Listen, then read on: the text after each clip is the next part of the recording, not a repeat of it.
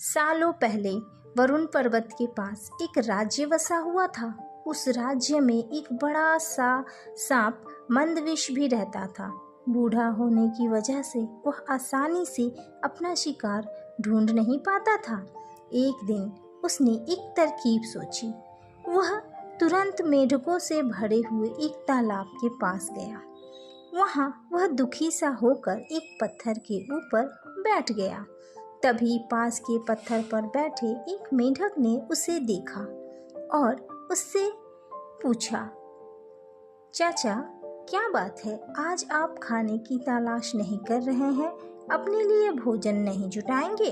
इतना सुनते ही सांप ने रोनी सी सूरत बनाकर मेढक को एक कहानी सुनाई।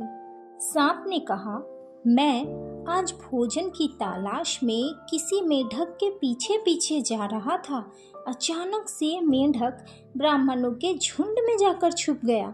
मेढक को भोजन बनाने के चक्कर में मैंने गलती से एक ब्राह्मण की बेटी को काट लिया, जिससे उसकी मौत हो गई। इससे नाराज होकर ब्राह्मण ने मुझे श्राप दे दिया। उन्होंने मुझे श्राप देते हुए कहा कि तुझे अपना पेट भरने के लिए मेढकों की सवारी बनना पड़ेगा। इसी वजह से मैं इस तालाब के पास आया हूँ। यह बात सुनते ही वह मेढक तुरंत तालाब के अंदर गया और अपने राजा को सारी बातें बताई। राजा यह कहानी सुनकर हैरान हुआ।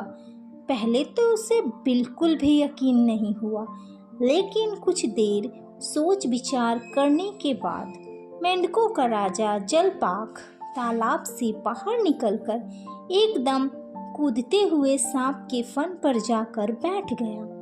राजा को ऐसा करते हुए देखकर अन्य मेंढकों ने भी ऐसा ही किया।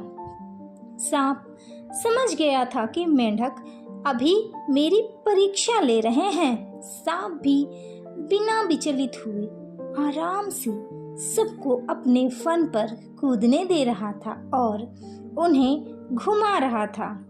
इसके बाद मेंढकों के राजा ने कहा, जितना मजा मुझे सांप की सवारी करके आया, उतना मजा तो मुझे आज तक किसी दूसरी सवारी को करके नहीं आया। मेंढकों का भरोसा जीतने के बाद अब धीरे धीरे सांप रोज मेंढकों की सवारी बनने लगा।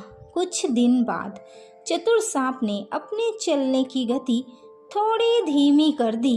यह देखकर मेंढकों के राजा जलपाक ने पूछा, हे सर्प, तुम्हारी चाल इतनी धीमी क्यों है?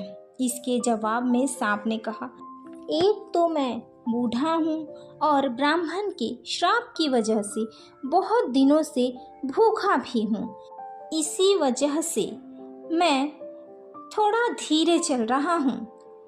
इतना सुनते ही राजा ने कहा, तुम छोटे छोटे मेंढकों को खा लो। यह सुनकर मन ही मन सांप बहुत खुश हुआ।